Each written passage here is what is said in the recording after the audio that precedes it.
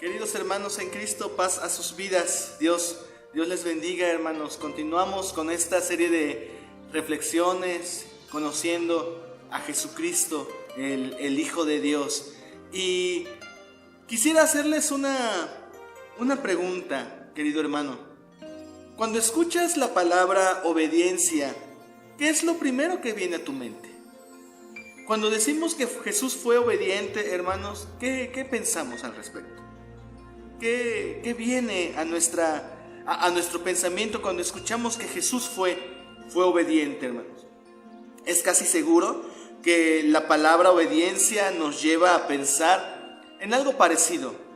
Ejecutar una orden sin protestar. Y aunque esto es verdad, hermanos, la obediencia de la que hablamos tiene que ver mucho más allá con esa definición, hermanos. Sobre todo si hablamos de la obediencia que realizó Jesucristo, es diferente completamente, hermanos.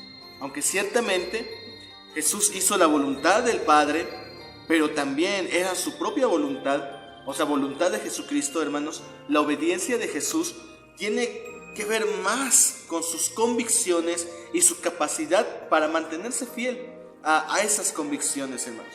Vamos a revisar en qué consiste esto que acabamos de mencionar, hermanos. Lo primero que podemos decir es que Jesús hacía todo conforme a lo que creía. Él decía, hermano, que amen a sus enemigos, y así lo practicaba. Por ejemplo, en Lucas capítulo 24, versículo 23, Jesús decía: Padre, perdónalos, porque no saben lo que hacen. Y repartieron entre sí sus vestiduras, echando suerte. Él también decía, hermano, que cuando ayudemos a otros, no lo presumamos, y así lo cumplió él, hermano. Lo vemos en Marcos capítulo 5, versículo 42 y versículo 43. Inmediatamente la niña se levantó y andaba, y pues tenía 12 años. Y la gente se llenó de asombro, pero él insistió en que nadie lo supiera y dijo que le dieran de comer a la niña. Él decía, hermanos, que la obra de Dios era prioritaria en la vida, y así lo cumplió, hermanos. Lo podemos ver en Juan 4:34. Jesús les dijo: mi comida es que haga la voluntad del que me envió y que acabe su obra. Bendito sea Dios, hermanos. Jesús decía, no juzguen para que no sean juzgados, y así lo cumplió. Dice Juan capítulo 12, versículo 47, al que oye mis palabras y no las guarda, yo no los juzgo, porque no he venido a juzgar al mundo, sino a salvar al mundo. El Señor Jesús, hermanos, tenía muy claras sus convicciones y fue fiel y obediente a esos pensamientos y a esas convicciones que tenía. Él decía, por ejemplo, yo no vine a ser servido, sino a servir. Y así lo cumplió, hermanos, en Juan capítulo 13, versículo 5. Luego puso agua en una vasija y comenzó a lavar los pies de sus discípulos y a secarlos con la toalla con que estaba ceñido. Hermano, a esto nos referimos cuando decimos que Jesús se hizo obediente. Es decir, tomó la decisión de vivir en completa integridad con sus convicciones. Por ello, hermanos, aunque fue tentado en todo como nosotros, salió limpio del pecado, como lo dice Primera de Pedro, capítulo 2, versículo 21 y versículo 22. Para esto fuisteis llamados, porque también Cristo padeció por nosotros, dejándonos ejemplo para que sigáis sus pisadas. Él no cometió pecado, ni se halló engaño en su boca. Con todo esto y con esta vida impecable de Jesucristo, surge una pregunta: ¿cómo es posible que esta obediencia lo llevara a la muerte? Jesús, hermanos, en su vida fue consagrado a la verdad y a la justicia. Es decir, hermanos, su obediencia fue inquebrantable a sus propias convicciones. Y fue tan radical, hermanos, que irritó hasta la desesperación las conciencias de aquellos que habían construido su imperio en base a la corrupción y a la mentira. Por eso decían que era necesario matarlo, como lo menciona Marcos capítulo 11, versículo 18. Lo oyeron los escribas y los principales sacerdotes y buscaban cómo matarlo, porque le tenían miedo, por cuanto todo el pueblo estaba admirado de su doctrina. En la humanidad, hermano, siempre ha existido la lucha por preservar los valores más altos como el amor, la justicia y la verdad.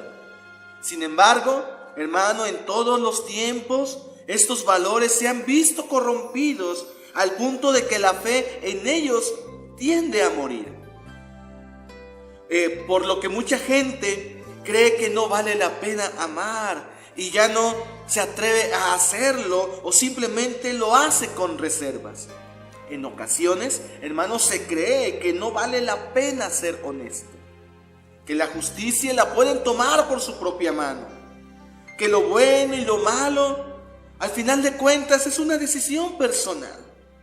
¿Para qué ser bueno?, dirían algunos, si al final a los malos parece que les va mejor. Para el ser humano, librar la muerte también siempre será una prioridad y estará dispuesto a hacer casi lo que sea necesario para lograrlo. Pero para Jesús, la muerte es nada ante la resurrección. Por ello, aún crucificándolo y estando en agonía, fue capaz de expresar con un sentido de satisfacción y triunfo las palabras consumado es, que significa lo logré. ¿Qué fue lo que logró Jesucristo en su ministerio? Precisamente el ser obediente hasta la muerte. Ni la cruel injusticia del que fue víctima, ni el desprecio humano como respuesta a su amor, ni la traición, ni el abandono de sus propios discípulos, ni la agresión o la burla de sus propios compañeros de crucifixión le hicieron desistir de su consagración al amor y a la verdad. Por el contrario, aún en su agonía fue capaz de bendecir al malhechor crucificado junto a él. En su arresto, recordemos que fue capaz de sanar la oreja cortada del que injustamente lo estaba apresando. Jesús pidió perdón desde la cruz para quienes lo habían crucificado. Lo vemos en Lucas 23, versículo 34, diciendo, Jesús decía, Padre, perdónalos, porque no saben lo que hacen. Y repartieron entre sí sus vestidos, echando suerte de ellos. Mantuvo su obediencia a una costa de su propia vida y de esa manera triunfó en su muerte. Jamás optó por los caminos fáciles o sencillos. Jamás, hermanos, Jesús se dejó corromper. Nunca se dejó vencer por el pecado. Jesús resucitó, hermanos, y con ello nos mostró que aceptar el desafío de ser fieles a aquello que decidimos creer sí vale la pena. Que luchar por el amor y la justicia y la verdad nunca será en vano, hermano, porque Jesús venció a los poderes corruptos de este mundo y no solo eso, sino que resucitó triunfante sobre ellos. Jesús no vino solo para enseñarnos una filosofía de vida, Él vino a vivir sus convicciones entre nosotros. Con ello, hermano, Jesús nos deja un gran desafío y al mismo tiempo nos deja la certeza que vale la pena tomar el reto de vivir como Él vivió. La pregunta sería la siguiente, hermanos. ¿Estamos dispuestos a tomar el reto de vivir en integridad como Jesús vivió? Concluyo con estas palabras. Filipenses 2:8 dice de la siguiente manera: mas aún hallándose en condición de hombre, se humilló a sí mismo, haciéndose obediente hasta la muerte y muerte de cruz.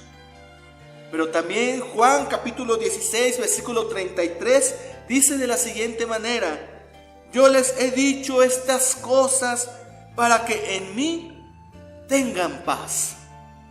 En este mundo afrontarán aflicciones, pero anímense, yo he vencido al mundo, dice el Señor.